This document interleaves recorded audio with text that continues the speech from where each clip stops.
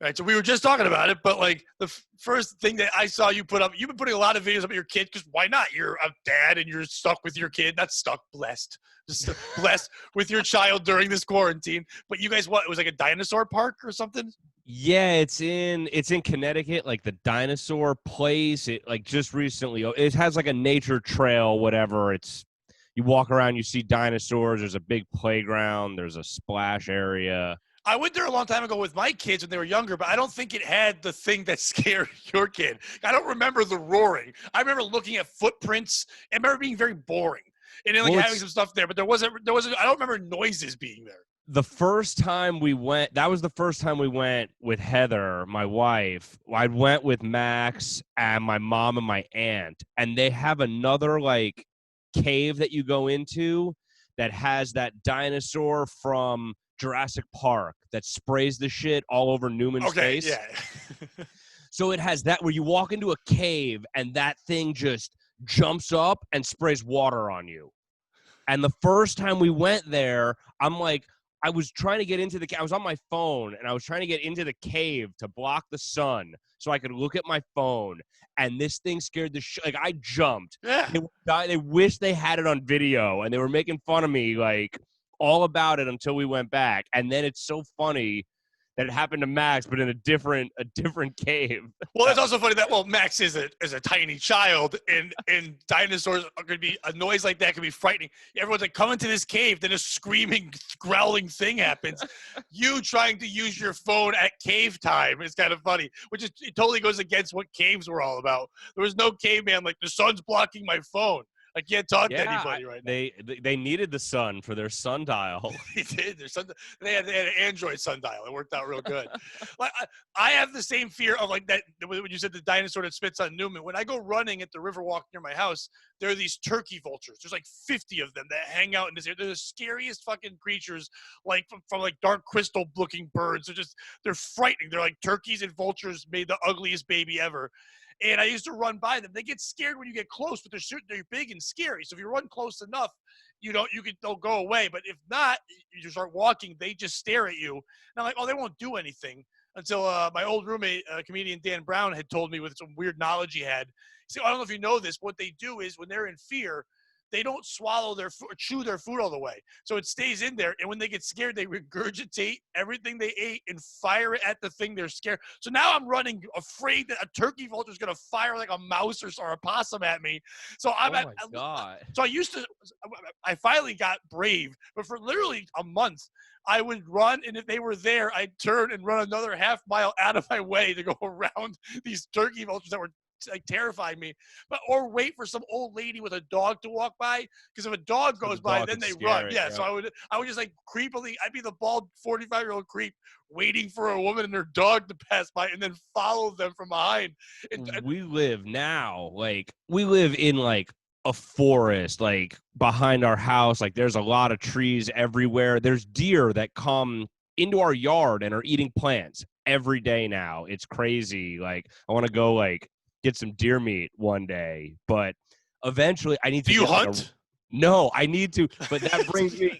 I was talking to my neighbor about it. Like I was like, it's crazy. Like the deer he's lived there for like 30 years. He knows the neighborhood.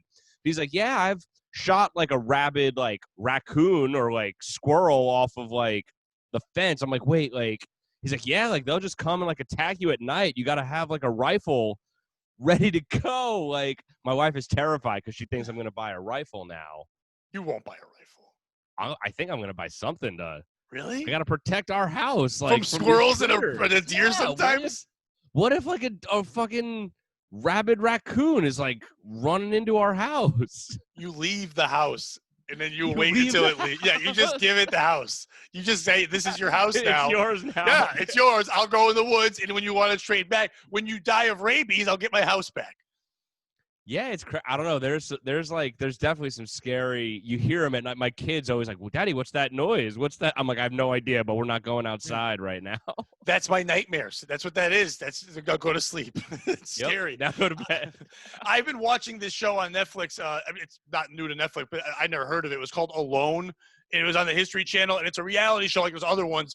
But this one, they put you in the Arctic, but you are legitimately alone. There's 11 people, but no one's around each other. You don't speak to anyone else. And you can be there for as long as 94 days, and it can get as cold as like negative 20 degrees, and you have to just survive. And once in a while, somebody will come check on you just to make sure medically you're not dying. But that's the show. And they're like waiting. Insane. They're losing their minds. What's they're the freaking prize? out. $500,000. All right. And a lot of these people are people that are like, you have to be a survivalist. You have to have some training and skill. They don't let you and I couldn't just be on it. We'd be there can't just sign up. we'd be there for 4 minutes. It's terrifying. They have to build their own place to live. They have to hunt. They have to fish. And at some point, it gets so cold, there's no more hunting. There's no more real fishing. Like one guy killed a moose by himself. They don't have guns, just bow and arrow, or you can bring a hatchet. And he did he live in the moose for like warmth, like in Star Wars? And here's the weird part: like I would think you'd try to do that. You would think, okay, he killed a moose, he's all set with food, but there's no fat on a moose. So even though he was eating moose every day, he was actually still dying because he wasn't getting enough fat in his body because they're burning so many calories. They can't go do. The longer it goes, the less they can work out. So when you say like I might go out and get a deer, it's like I watch that show. I'm like, I'll never hunt anything ever. I would die the second a real apocalypse happens. I would die. Like I can't kill anything. I can make fun of it a bunch, but there's no way I've never done it. I don't know what I would do with it after I shot a deer. And then if a raccoon came to your house, yard. If a raccoon came to your you would know that you shot a deer and then you don't know how to skin it or fucking cut it up. Would you be okay? Maybe if I was in fear and I had to. That maybe I could shoot it. I'd have to learn how to use a gun. I've used one once in my life as a kid when my mom was dating. Skeet shooting, and I shot a gun at a range like once, maybe twice. But... Yeah, my mom was dating some guy named David Victor when I was a kid, and he brought me and my brother to a shooting range. He let us take the gun. I shot it once. I went, nah, and I just sat down and watched. It's not for me. I don't like, but if people like it, fine. If I had to and you taught me, maybe I could shoot a deer, but you could never teach me how to butcher an animal. No, I don't want to know how to cut out the best tasty parts of things. You got to watch. There's like a YouTube. I would watch a YouTube video. And I would drag this carcass into my backyard. You're making Max hold your phone up. Max, don't move. Max trying to learn how to make burgers right now. It's like, I mean, I would get help. I would have someone help me, but then why have the video? I would hire someone to do it. It's called a butcher. Yeah, I don't want to do that. These people they caught a moose. He's 6 miles away from where he lives. There's a good meat place near where I live. I could just haul in like a deer and be like, hey, I'll split it 50-50, cut it up.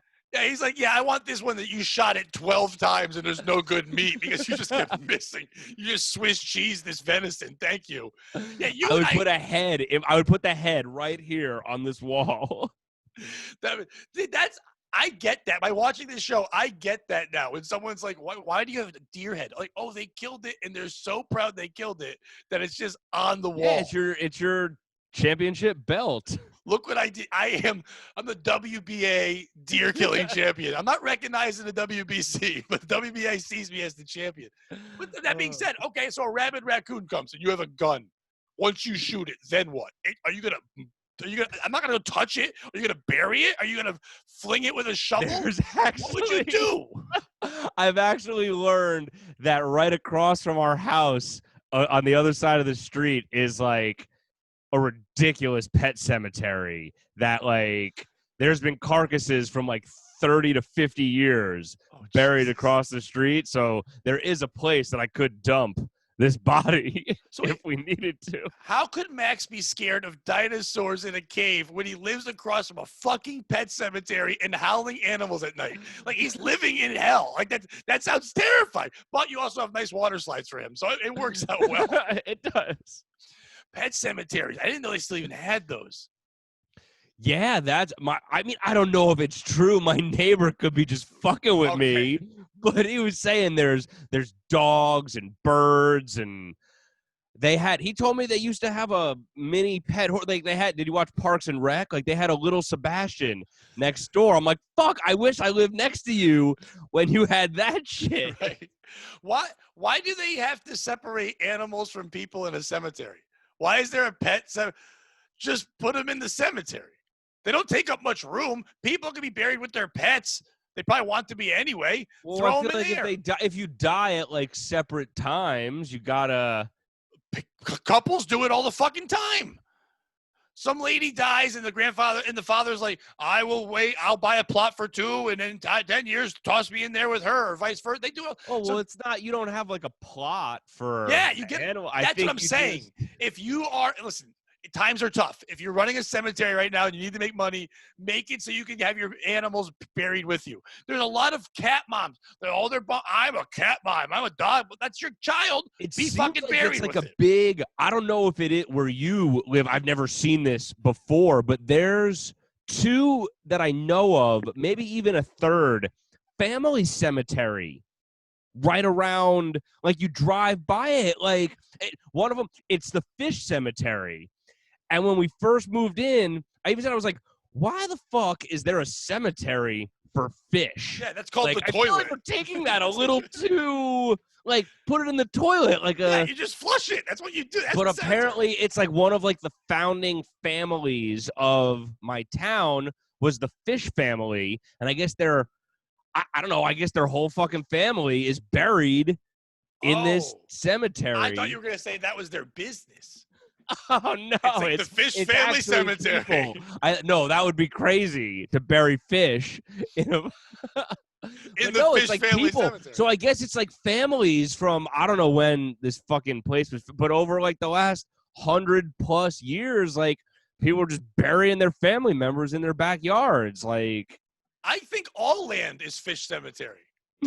Because they live in the water. The second you're on land, that's a fish cemetery. That's where they die. So, now, I like that the family's like, this. We're going to make sure anyone we ever make goes right. Like, that's almost worse than incest. Like, if you die, you have to go here. It's like, what if we move? Yep. We fly you back. You're coming in. Once a fish, always a fish. Yeah, and like, what happens if like the daughter marries into like another name? Do they still get to? Yeah. Yes, fish. And she married a dog. It's like now it's fish dog. It's hyphenated. You got to come in here. Yeah, I wonder if they let the child. If it's not all pure fish. If the child, adopted kids, an adopted child not allowed in. It's like, nope, he's no good. He's not allowed to be in our cemetery. Your salmon has to go upstream. not here. You're a fish out of water. Get the fuck out of here. You're gone. That's so. It is called the Marco Polo grounds. You're just yelling, and when you don't hear them, you know someone died. Marco, oh, well, Grandma's dead, so it's like let's bury her now. I like when you see family morgues and family funeral homes. There's one in Milford, Connecticut. They're like Milford's only all family owned funeral home. Like, who cares? Like, is that what I'm looking for to make sure that I want to make sure you guys aren't strangers burying my grandma. I got to make sure you all live together. Grew up in like the burying business. Yeah, I want to know that your life is so dark that you know every loophole of what the fuck's happening. I want to know that as a child, instead of learning how to play baseball, you learn how to embalm a body. I want to make sure you know that. I was born into this. I was born this way. This is not a choice. Yep. I was born to. That's your whole life. That your whole life is death. I wonder if you don't care about dying, or you're almost like fired up. Like your whole dreams are like how your funeral's gonna go. Like you can't. That is a weird. That is a cryptic. Like you're always just some little girls grow up planning their weddings. Just planning their funeral. Planning their funeral. She writes a note to some guy. I hope you speak at my eulogy someday. Check yes or no in the boxes. that it's cryptic, but I guess it's also they probably deal with death way easier. I would think they're probably used to it. Yeah, I mean they're used to other people being dead. Not themselves. Yeah, they're not used. I guess they wouldn't be good. They'd be like the whole time. It's like, all right, death, death, death, and then it's like, hey, what are you gonna be when you grow up? Does it fucking matter? We all die. Everyone dies. It doesn't matter. My whole life, I've been picking out outfits that will look good in a casket, so my mom will be proud. I gotta look good in the casket. Like they know what casket. Imagine like casket shaming in that family. Like they like some kid dies, some kid's mother died. That's better. Like that. You're in school, and this happens. It's terrible, but you're in school, and some kid dies in your high school, and all the kids have to go, and you're all sitting there. It's all sad, but someone else just laughing. Poor fucks. Look at that fucking casket they got. Cheap ass bargain basement dollar store casket. You fucking cheap fucks. Just casket shaming the fuck out of them. Yeah, there's no like rims on the casket. Pimp My Casket. That'd be a good show. Just dressing it up. Yo, they got a Gene Simmons casket. I can't believe someone actually bought the fucking Kiss casket. How dare you? How'd you get that thing? Oh, that's weird. Hey, how's live comedy been? It's been good. I mean, I understand that it's good in the sense it's good to be back. But if you could step back from that feeling of, oh my God, we're doing it again. You know what? Is it weird? The first show, I was very nervous. Yeah, of course. Dealing with all the setup of everything, making everything was right, and it was pouring fucking rain until I would say it stopped raining like midway through my set. And then it wound up being good. Like, everyone had a lot of fun. They really enjoyed it. The second show felt like a real show. It was outdoor. I mean, I've done outdoor shows before. I know you've done outdoor shows. Like, people weren't, I guess, as close as they would be in a comedy club on top of you, per se. But it was, I mean, it really felt as if like this thing was over and we were back in a sense, at least for like that hour. If you're gonna do an outdoor show, that's the one thing. If you're gonna use spacing, outdoor is the place to do it because there always is spacing. I've done some shows where they try to set up in a green where they put all the chairs real close, but people are uncomfortable because outside sweating, inside comedy club, air conditioning, drinking, all that stuff. You don't mind being close. You feel that. But when you're outside, it usually is kind of spaced out or people can literally just get up or they can get away from each other. So to me, that's a perfect place for spacing. Yeah, the sound's not always ideal because you want the laughs to all be together. But I guess if you're going to do it live first, I'd rather do that than do that shit people are doing with cars. Yeah, it's very weird. Like, I couldn't imagine having people honk and flash their lights at you for a show. And people were even saying that they don't, like, they're like, oh, they watch in their cars and, like, you can see them laughing. And I'm like, then what's the point? Like, what's the difference in a Zoom show? And like, no, it's so much better because you're live. And I'm like, no, but it's really, to me, I haven't done it yet, so I don't know. But to me, it seems the same as doing the shows on Zoom. Like, which, yeah, I won't do either. It's just a preference, but I won't do either because I love that feeling when everyone's together. I'll do anything live. I'll do it in front of people. Live means I'm there, you're there as a person, not as a car. You're not in a car. Like, cars beeping and honking and flashing their lights and then me being up there for attention. Now that's what it's like when women get catcalled, right? Isn't that what that is? It's like you're just walking by, beep, oh, I like what you're doing, girl. Keep going. Hey. Like, I don't want, that's not fun. And they can just beep heckle you. And if they don't like it, they can run you the fuck over. I'm not getting involved in that. You know what it does? It does, like, and I know, I feel like 90+% of shows you don't have those heckling assholes. It's like one out of every 100, whatever.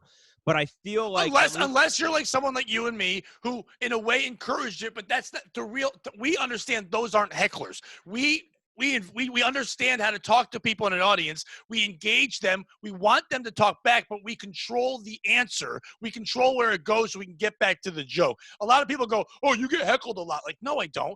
I actually want them to talk with me because I help them. It helps lead me to a joke. They're being used as a purpose. They're not just screaming, you suck. That barely happens. You know what I mean? So that really does. I would say that people, but I've noticed, like, are even almost more or overly respectful, appreciative of the show, of being entertained, like, and everyone seems to, like, respect their distance, like, or it almost seems like the people that are truly concerned about it are keeping their space. A couple people have asked for tables, like, maybe a little more separated or isolated from others, but then for the most part, it's people sticking with their groups, almost the same as, like, I don't know about you, but, like, when I go to a bar or a show with my wife, we're not just, like, randomly talking to fucking strangers. Like, Yeah, I hate that. When you're doing a show and then you're like, "Oh, do you guys know each other?" Like, no. I'm like, then why are you chatting? Like, why the fuck are you talking? Don't get to yeah. know So them now, right like, now. you're almost like in your little. Everyone's in like their but. Like, I feel like it's almost better in a sense. Like, Yeah, and if you're really concerned about it, why are you here? Like yeah. if you're that afraid, this is for the people that aren't afraid right now. Now I've been saying this to people. I think the only way comedy clubs inside could start going and have better capacity, and no one's gonna. This is a ridiculous idea. It can't really happen. But you do it like you used to do back in the day with smoking, not smoking. But you do mask, no mask sections, and you take plexiglass like hockey, and you put it in the middle. So that Yeah. if you feel like you don't want to wear masks and you want to eat and drink, and that way you can sell stuff more, you do one side of the room. And if you don't want, you put them in the front, by the way. And the plexiglass goes in the back. If you want to be closer, that's fine. But if not, you go behind the plex. Like, I know you're Jewish, but like in the Catholic Church, there's a place in the back of a lot of churches back in the day. If you had a baby, they would have in the back area, they had a little glass area you could bring the baby back to so the baby could scream and you could still hear the church. They couldn't hear the baby scream. Have that baby screaming room for your people that need masks on, whatever. Then they can go back there because you're not making any money off them because they can't take their mask off to drink, or they could try to, but it's going to be so. If you're going to do that, then just take your fucking mask off. But if not, go into the section where you want to have fun and put them up front so I can feel their laughs and they can be okay. And I don't have to use a condom on a microphone and spray it down to I told Mark he should order giant stuffed animals to fill in the seats for the show. I think that would look funny. Put it in between each person. Yeah, your distancing is a giant stuff. Oh, dude, I would do everything the best. And you tell the comics, hey, we don't want anyone to leave, so only do crowd work on the stuffed animals. That'd be hilarious. What people would come up with, some of the brilliant people that come into comics, like what they would think of to make fun of that would be fantastic. Yeah, I think Nick DiPaolo yelling at a panda bear would be my favorite. Like how racist that would be amazing. I think it'd be fantastic. Yeah, he said they could get them from China. I don't know if he actually ordered them or not. I don't know if they can now. I don't. At this very moment, it might be hard to get them from China. I had Howie. I'm curious to see how the crowds are going to be at the casino when it opens. Who's the first headliner? Corey Rodriguez is doing just Saturday. Okay. Are you doing a 3-person show, or are you just keeping it limited to 2 people and shorter? 2 people for now. Yeah, I think that's. I mean, I've been saying that. I think the people that's going to hurt the most are the people that were struggling the most at the beginning. If you're not a name and you are a host / middle, but you can't really do a lot of time, it's going to be more time for you to get on stage because there's less money to spend. There's less money to bring in, and you can't take chances. You're going to trust that Corey is going to be, even if he's not ready with his set because it's been a while. I mean, like in practice, he's still talented and funny enough that he will get through it and people will enjoy it. And you have one person open for him. You're not worried about how much time they can do 15, 20 minutes. The audience is going to be giving and caring to that. You only need a 60, 70-minute show. Well, I think it's also, I mean, obviously, I think everywhere is cutting their budgets a little bit. It's also, I think it really like hurts the people that were on that host sort of becoming host level, because most places I think are cutting back and doing 2-person shows. It's going to hurt like road feature comics in a sense, because no one's really traveling right now. Like every club is going to be booking local people unless they're coming with the headliner. And I'm guessing a lot of management and agencies are going to be pushing all their people. So therefore, if you do try to book a headliner, they're going to be like, well, they got all these guys who need work. They'll be like, listen, this guy normally headlines, but if you can have him middle, he'll come for this money, but just consider him for the future when things get better. We'll send you to people. They're just trying to get work for their people. Yeah, so the local person, if local people right now don't take this advantage right now, companies, businesses, venues are looking for ways to get people to come back to their fucking places. If you're not right now being hungry, if you want stage time, this is the best time in the world. You can't take a lot of money, but you can go up to a venue and be like, right now, I would go up to people and say, hey, listen, I want to do an open mic. I can guarantee you on Tuesday outside, 15 to 20 people will buy 2 drinks each and sit here. There'll be comics. They'll come out. They'll make you laugh. Yeah, it'll be crazy. Other people will do it, but give me $50. You do it a couple different places, you make a couple bucks, you start getting stage time again, you get yourself ready, you get your name out there, and then when it's time to have hosts again, you're ready.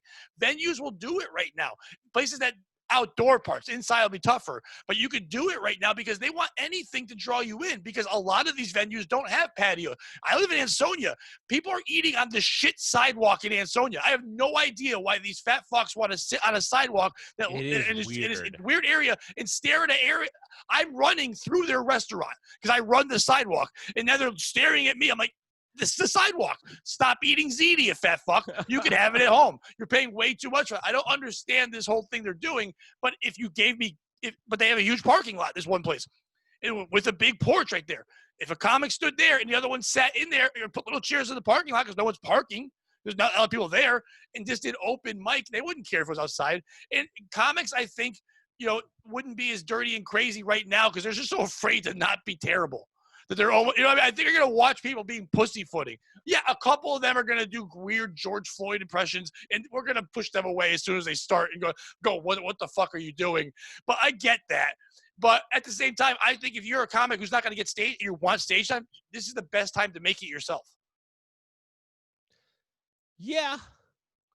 There's going to be a lot of, I feel like, shitty shows out there. But there's a lot of, but comparing to what comedy was, all shows kind of are shitty shows right now.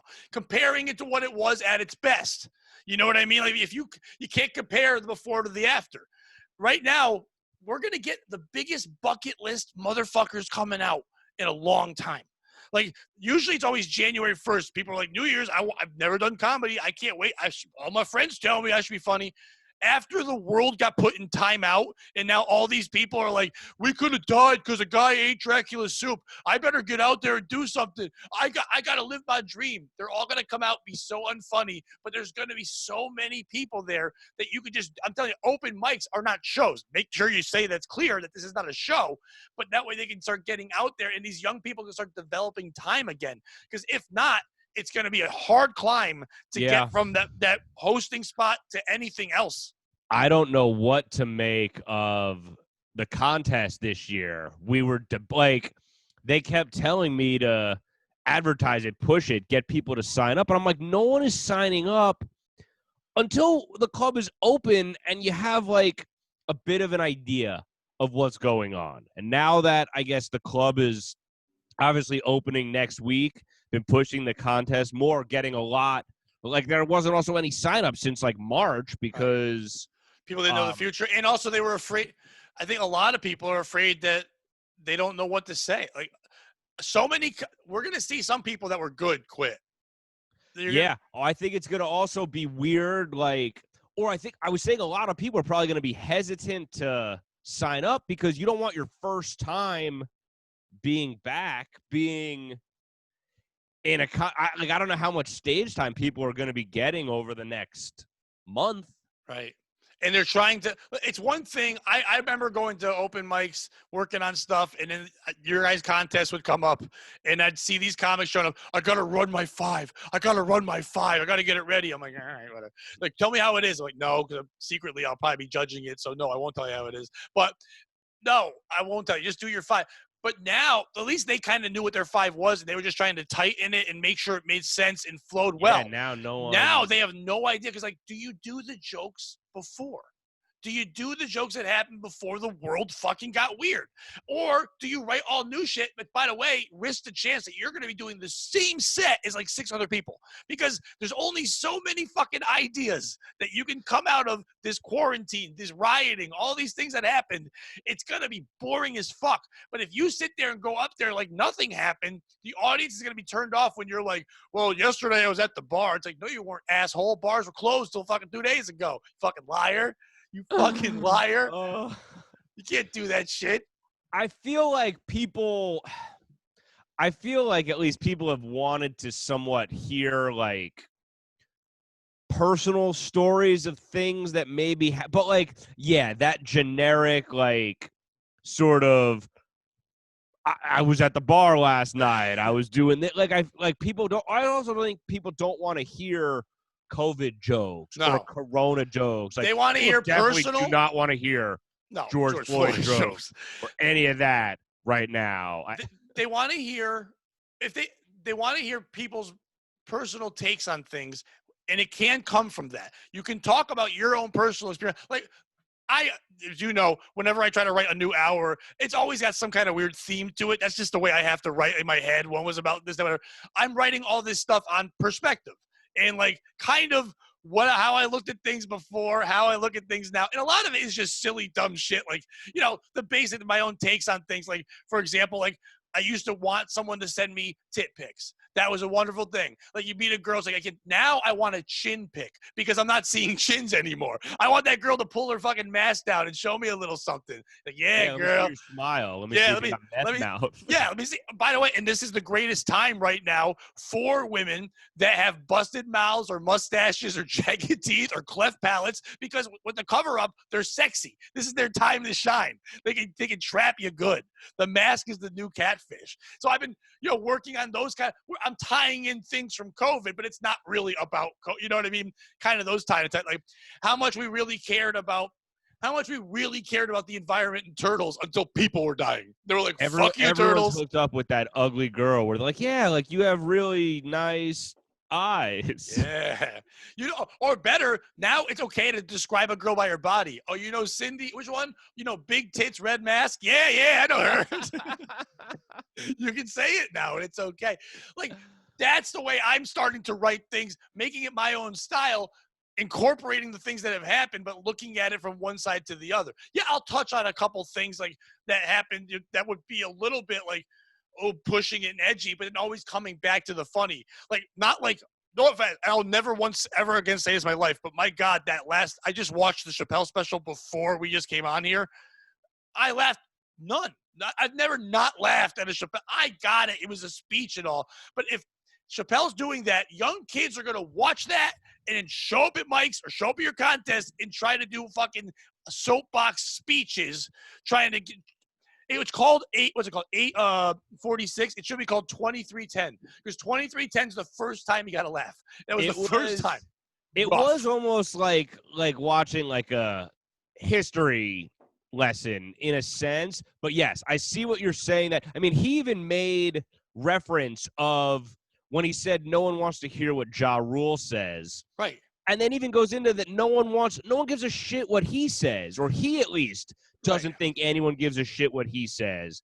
But people wanted to hear his perspective, his take on it. So it's cool that he did it. But yeah, it wasn't a comedy special. And yes. Well, but what are you going to think? If a Dave Chappelle Netflix YouTube thing comes out, what are you going to think?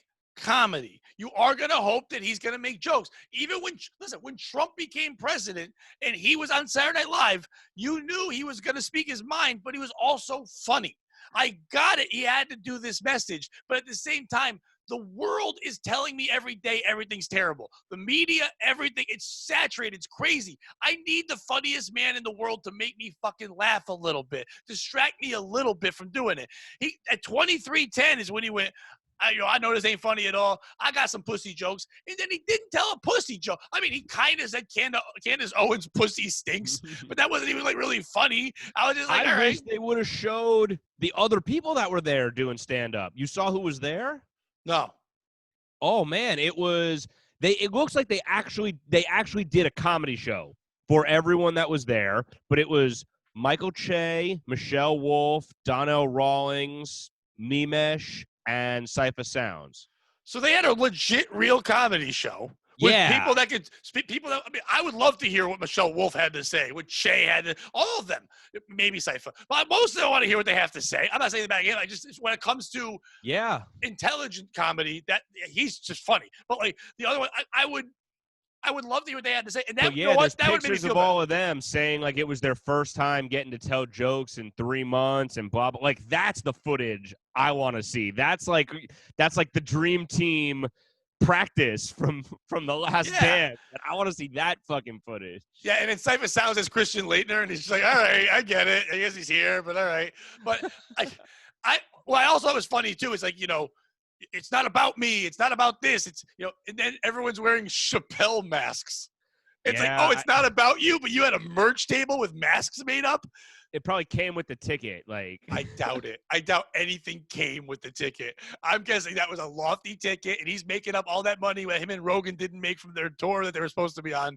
Whereas, I mean, those two were going on that two Yeah. venues, same time shit. It's crazy that like, listen, is it good to hear from that? I'm happy that we have our version of a Carlin, or the person that when things happen, you want to hear their take. It was a good take. It was good to hear all that stuff. But like you said, it was a history lesson, but it was like a history lesson where somebody, like, he wasn't like in history class or wasn't a professor. Like his buddy was in history class and then came home, got high and went, yo, this is what we learned today. And then told him, and then he tried to tell other people. Because it was kind of like, yeah, I think some of this is exactly It that. was like drunk history without being drunk. Well, he kept going to that red cup a bunch. The first 3 minutes is him just sipping on a red cup, reading out of a book, going, I don't know. I'm like, I've been to this open mic. I've been to an open mic where a really obnoxious, super confident black guy just drank and read out of a book. That's at the Stress Factory. Every Wednesday I would go. And it'd just be some guy off the streets. He's like, another thing. And he'd just drink, I'm drunk. And he'd just read out of a book. Then he complained that the line was too long. And then for 1 minute, he'd go, well, I got the light already. It's like, you spent 4 minutes bitching. That's what you did. It was a lot. I wanted to laugh. I was disappointed. Did you freeze? I thought, oh, okay. No, I don't know. Sometimes we do. It is, you haven't gone to any like open mic or anything? I've seen people doing some now. No. There was one in Rhode Island where there was like 30 comics. That's the Pub on Park? I think, yeah. I had Tilson and Pratt on because they have a new podcast, which is actually pretty funny, their podcast. And so I had them on the show, and Tilson goes, breaking news. The one place you wouldn't want to go to during a COVID, Pub on Park, which I know is because if I do think about the one thing I don't need is like John Parada shitting on me after I've been quarantined for 2 months. Yeah, I don't know. I get what he was doing. I get what the place is doing. I understand that. But, like, yeah, that would be chaotic. For me, I've been doing so many of these Zoom podcasts and things. I'm used to just talking and going on things anyway. It's about structure now. But I've been teaching for free just to kind of keep in it. In Thomaston, there's an opera house, and they wanted to start. I was talking to you about the one I was going to have Tom Cotter do the comedy show at that place. Well, obviously that fell through with everything that happened, but we were also going to do a comedy workshop going on. So when we started about that, he's like, you think we could do it through Zoom? So we started doing it every other week, and we've had like 10 to 12 people every week, basically the same people coming in, ages 14 to like 70, and just teaching them how to do jokes. But I'm like, I can't take any money because there's no end game. Like, you're not going to get on stage. We're not going to be doing anything. But now we're talking about actually doing a mic there or in a surrounding bar of the area and maybe doing like a show or two at the end. But helping them write jokes, helping them learn structure, I take their stories and turn it into actual jokes, has helped me keep structure in the things I'm writing to separate it. So I've been in the practice of writing still. And I know it will just take me a couple times on stage to recite them out loud before they just click. But I don't want to go back to a lot of my old stuff. I mean, I obviously will, because you got to have some crutches to get some laughs. But I don't want to go back to too much old stuff. Yeah, it's weird. I don't know. It's hard to, like, remember everything. Like, I mean, like, it is you have to do it every day. Just about. Are you bringing notes up? For what? Did you bring notes up at all? No. First time? You didn't have a little cheat sheet or something? No. Nice. No, I don't. But in that situation, I would have understood it. You know what I mean? Like, normally I'd be like, I'm not a big fan of it. Unless you're a one-liner guy, I understand it. When someone has to do 1,000 jokes, I get having little bullet points just under your cup, something like that.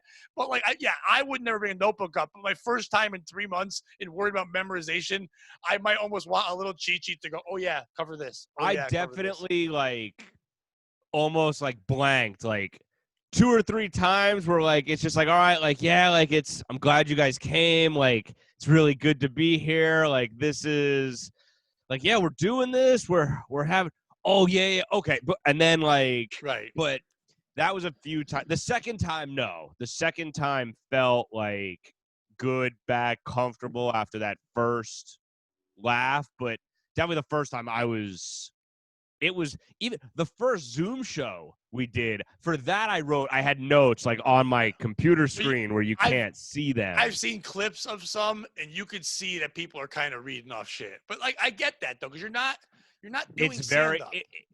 it was a good substitute, I guess, or it felt really good, like to be able to talk, tell jokes, whatever. But it almost got to be like it's a lot when it's the same like 12, 15 people Right. coming, and like you're trying to do new stuff for them every time, and you have no idea, like that's the first time you're fucking trying shit, or you're like, oh, I put this on Facebook, it got 8 likes, maybe it's funny. I'm also very happy that you are one of the few people, I knew you would, admitted that sometimes it's 12 people. Some of these assholes are like, oh my God, we're getting like 100 people. Like, no, you're fucking not. You're not getting 100. You're not. Howie Mason told me he did what, he was just on the last one, and he was telling me he was doing this show, and there was like 8 people, and they're in their houses, and he's trying to do his stories. And even though there's details in there, he's like, my stories aren't like for Zoom comedy, like for some people. Yeah, So he goes, and they're enjoying it. But one lady, you could just see her starting to tune out, and at one point gets up, leaves, walks into the kitchen, comes back out with like a bowl of soup or some shit, sits on another couch away from there, and then starts watching TV till he's done. He's like, fuck you. Like, you just turn it off at this point. You know what I mean? You don't have to fucking go and show me you have better. I don't need that. it is. I would say we've definitely had some shows that had 10, 12 people logged in. I think for the most part, we pretty much had 25, 30. Some had 50, 60, but I think for the most part, it was about 25, 30. But it was almost more, it's the same 12 to 15 people that know me, that know Right. Brian, that are coming.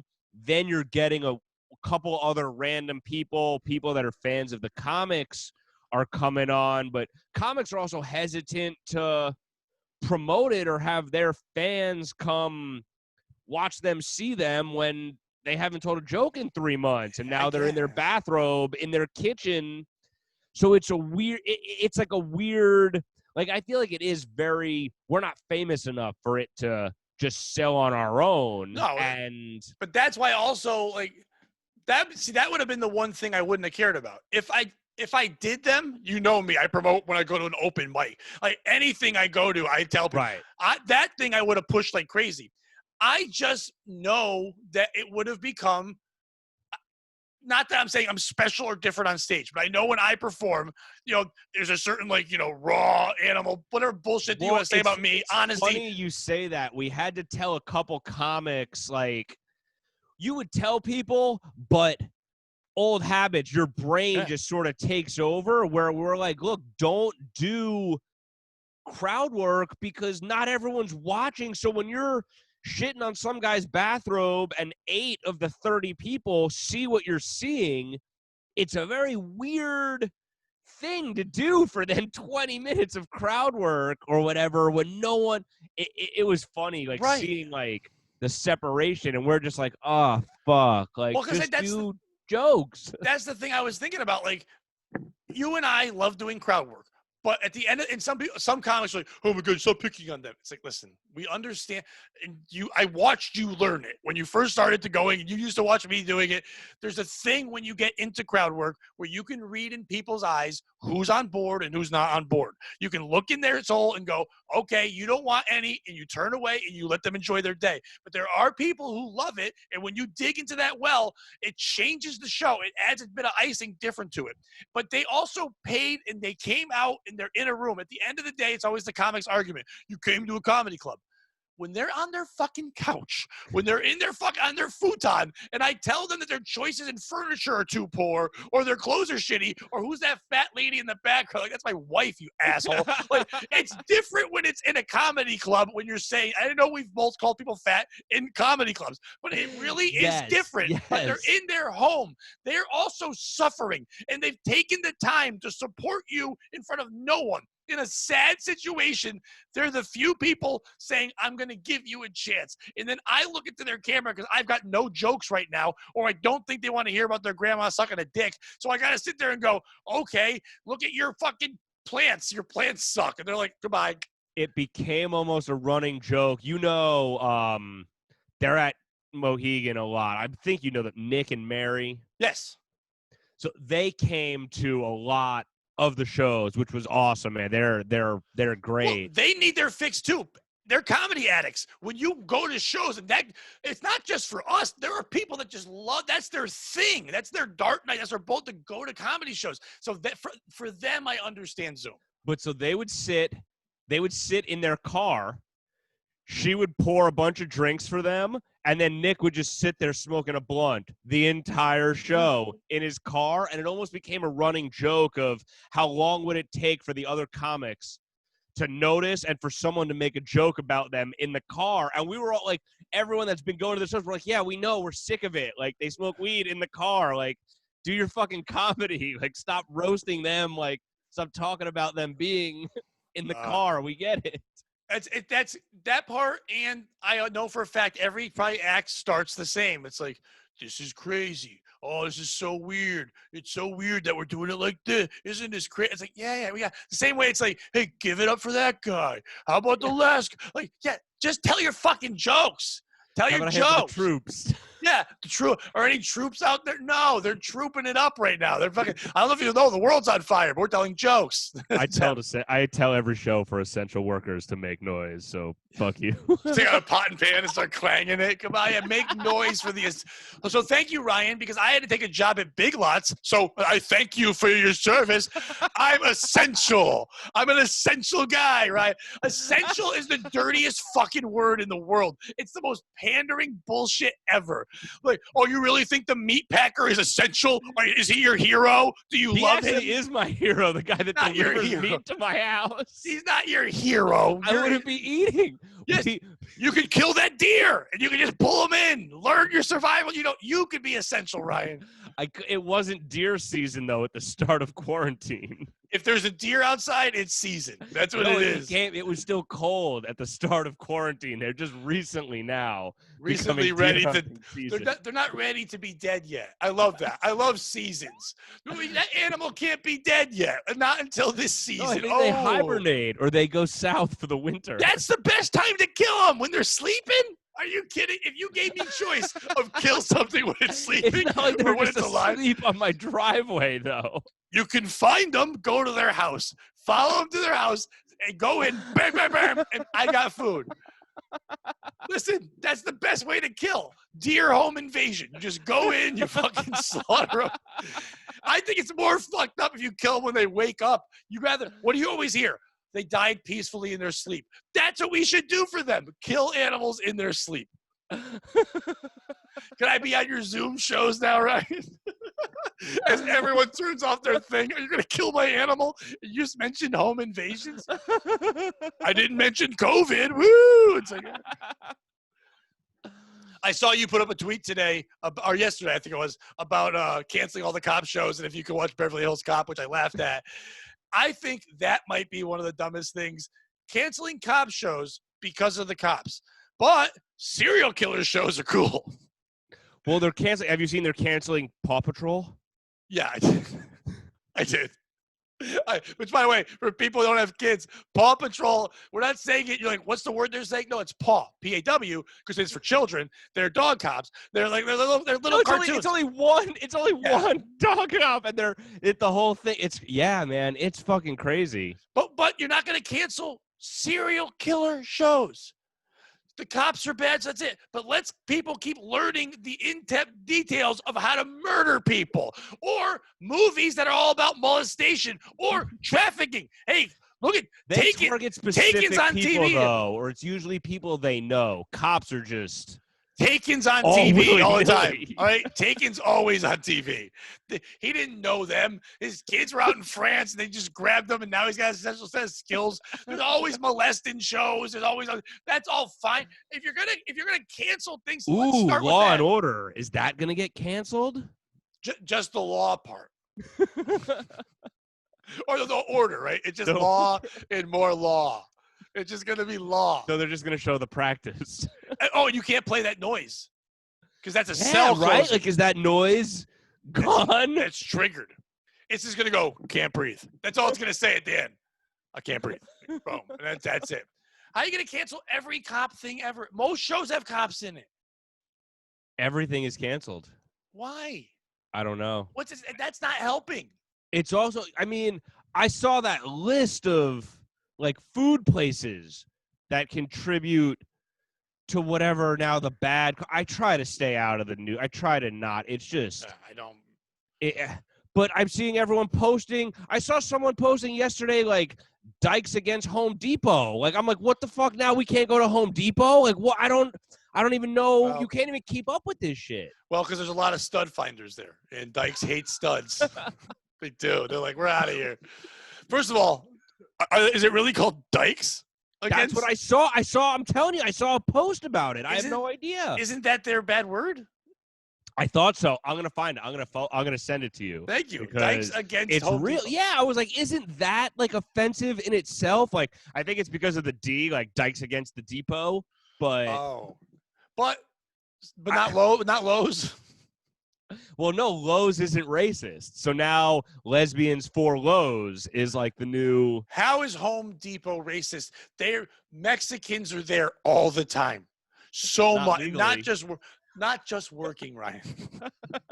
They are there buying things to build illegal things like rafts and all this fun stuff. Home Depot is just like a wild house now. Like, it's a madhouse. I don't know if you've been to Home Depot. Yeah, I've actually been a couple of times during this. It's crazy, but also not crazy because of everything, you have to walk farther around. There's only like one entrance in, the one I'm at, and you have to walk it's almost like going to Disney and you're hoping for an easy pass just so you can get in there and buy a drill. This is the time to go to Disney now. No one's gonna be there. Yeah, but whoever is there is gross. If you're at but Disney whoever's right there now, anyway is gross. I know, but you're extra coffee. You know what I mean? Like, listen. You gotta cancel Sneezy as a dwarf because he has COVID. So now you gotta have 6 dwarfs. They're saying all the Disney characters are gonna wear masks over their masks. mouth part. over their masks. They wear masks. They're like the head. Mickey Mouse wears a head. That's a mask. You don't need a mask over your mask. Because you breathe out like the thing, like the little cage. Okay. Have you been wearing masks at all?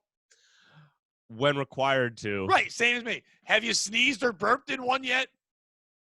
I feel like I burped in one. It wasn't great. Yeah, I burped in one after I had Moe's, and it just fucking kicked back. Like, oh, fuck. But I did sneeze. I said this on another podcast. I don't know if I'm the only person. I said this when I had Mike Keegan on.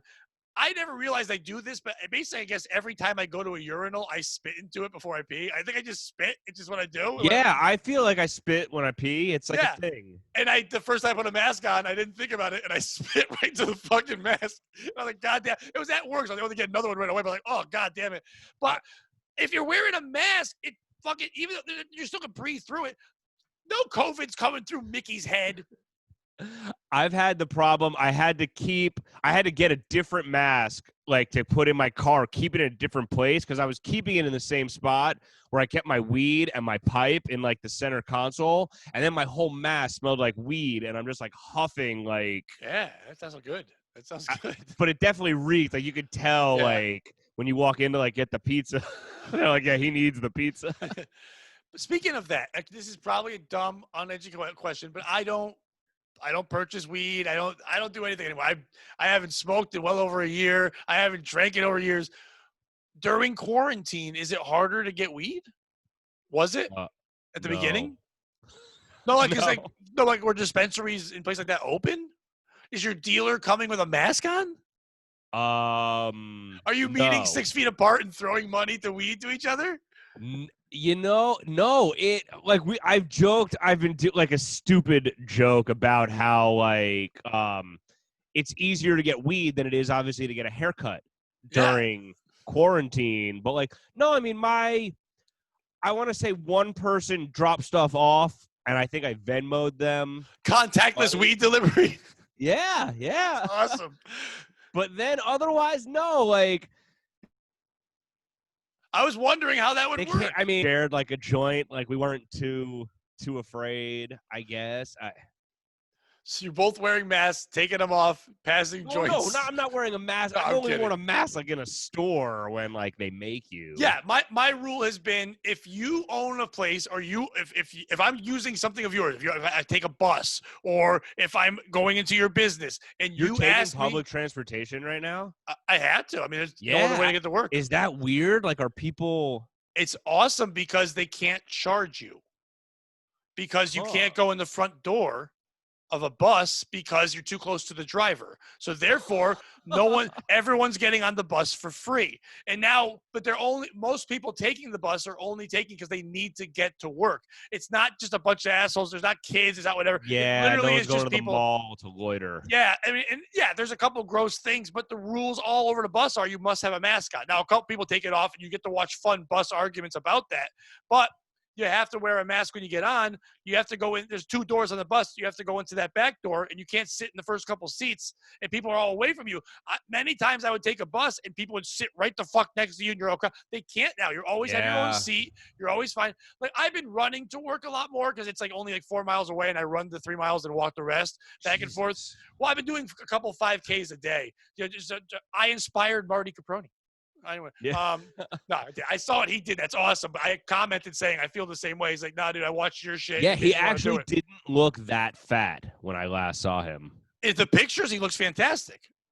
Yeah, it's good it's better angles in the picture. Well, here's how fat we are as a country, okay? So I'm working at Big Lots. That's where I work now. My buddy Dion, who you know, one of his good friends he grew up with is like a manager of the place. So I was like, I needed work. I had so many comedy gigs lined up. My whole fucking spring and going into summer was looking so fucking good, and then everything left. And then the radio shit, they had to take care of the full-timers. So part-timers got screwed. So we got nothing. So I tried to get unemployment right away, and I only got it for my fucking part-time radio. It was like 6 hours a week I was getting unemployment. And then when I tried to sign up for the PUA, for the gigs, they're like, well, you already signed up. So they fucked me on that part. So all these guys who shouldn't be making money and are getting like $1,000, whatever, in 2 weeks, I'm not getting any of that. So I had to take a part-time job, and I didn't care. But when I went there, they were like, they're paying us extra, which is cool because during the quarantine, they're like, hey, it would normally be this amount, but we're paying everyone this amount. And they've been taking care of me well. I'm getting good hours. But one of the things was, like, we don't have a work shirt for you. What's your size? And I'm like, at that point, I was like, I'm large or extra large. They're like, we only have mediums in, and right now with the quarantine, we're not getting new shirts in. So I had to wear a regular black shirt. So I started running a bunch. And then last week I was like, hey, can I get a shirt? And like, we didn't get new ones. I'm like, I think I ran so much I can fit into a shirt now. And the medium is actually big on me. Okay. Wow. But Ryan, I've lost weight. I don't see how you could wear a medium. Here's why. Because the world's fat. I weigh 194 pounds. That's not medium.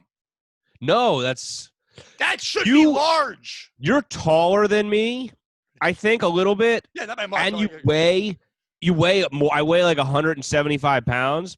I wear an extra large. This is an extra large. Right now, I'm wearing this. A large one's kind of baggy, but like it's the way I'm built anyway. But running, it slims up some parts. But at the same time, that's how fat we are. We make medium 100. What's small? 175 pounds. You can wear a small shirt at my work. Yeah, I can't. A large is like this on me. Yeah, can't. We're so fat that we're just bringing it. We're just trying to make everybody feel good. Yeah, you're a medium.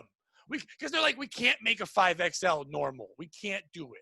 We can't. So like, what do we do? Let's just make large, extra large. Let's just beef them all up. So like, when I put on the medium, I was worried it's gonna be tight. It's loose. It's a loose fucking Big Lots shirt. I remember Kenny Ortega forgot a shirt or spilled something on his shirt and was like running late for a show. He's like, I have to stop and get a new shirt on my way. And he comes into the green room and he's changing and he's all mad that the shirt was tight because they only had the biggest size they had was 5X. Oh yeah, because he's deceptively fat. Like, he's lost weight now. Now I think he's down to like a 4X. But I was like, how is a 5? I was like, I didn't even know they made a 5X. Well, because he's short, so it's like a fire hydrant. It's not like he's not really super fat, but he's short, so it's all just condensed into this one short, fat garbage bag. And he's one of the funniest motherfuckers I've ever seen on stage ever. Puerto Rican Brian Bowden, I call him. He's the best. That's it. Ryan, where can people follow you, see your shows, all that stuff? ComedyCraftBeer.com. We got pretty much a full schedule, actually. I feel like I feel lucky. I mean, I have shows every weekend, June and July. So Come out, ComedyCraftBeer.com.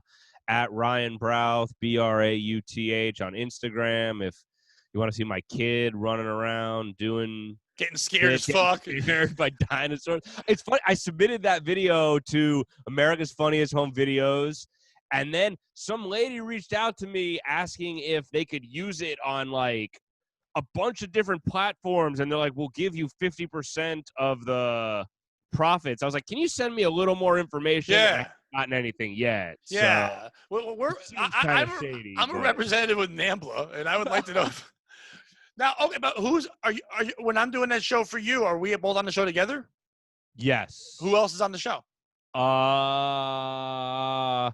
Darren and Christine. Nice. That'll be fun. I just got the post. I'm waiting for him to approve. It's been crazy, man. He's been fighting with the town. We were supposed to do this show like a week or two ago, and the town just keeps giving different regulations. And finally, he can serve food. It's BYOB. I think we can seat about 100 people under a tent. It's supposed to be fucking amazing. He keeps sending me pictures of the venue. It looks so cool. It's Thursday, June 25th, and that's in Waterford, right? Yeah. Yeah, cool. Nice. That'll be fun. And then Frank's excited that we're doing – I'm shocked. We'll end it on this. I said to Frank, I'm shocked that you guys are doing Bringers at all until the fall. Because I get why, no overhead, all that stuff, whatever. But the people that get Bringers to come, it's usually their family, friends, people that don't want to be at comedy shows, people that get afraid of diseases, people that don't want to be there. Comics are going to say yes. As well. He got 8 comics right away. I'm like, yeah, they're not going to get any people. They're not. It's going to be very hard to get people. I'm going to be shocked. I mean, we're trying it. We're seeing how it goes. Like, I don't want to say I was against it, but I definitely wasn't gung-ho about it. Like, I said, it's definitely going to be a challenge, and it's going to be a struggle, and we'll see what happens. Imagine if you got canceled from this show right now because you said gung-ho, and people are like, I think that's fucking racist. I don't know, but I'm pretty sure that's racist. And someone looks up the fucking history of gung-ho, and it's probably got some awful fucking meaning. Like, it's a Chinese restaurant in my town. Yeah, but it's also came from something like the term Chinese fire drill. When I was in high school, we would all get out of the car, run around, and get out Chinese fire drill. Yep. That comes from when we were dropping bombs on them, and then they would scatter, and people would laugh at the Chinese. That's where it comes from. Killing them and watching them run out of cars for their lives. That's where it came from. So I'm like, you never know where gung-ho came from. But that's good. But as of right now, I think July 16th is the day that me and Frank will be making our big comeback with no Bobby Flays. They're gone. Nothing. We have nowhere. Yeah, well, Jordan's was better anyway. Not for us. Every time we went, it was bad service. I always had a decent steak. He always got a shit cut. Every time Frank went, he got a shit cut. I don't know. The new place, I mean, I forgot the name of it, but it's from Vegas, whatever. It's supposed Asian to be Fusion.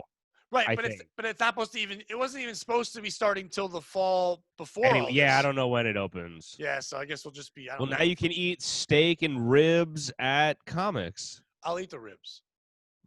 Much I mean, Dick, I had the steak. I'll have the ribs. The ribs are fantastic. The wings are great.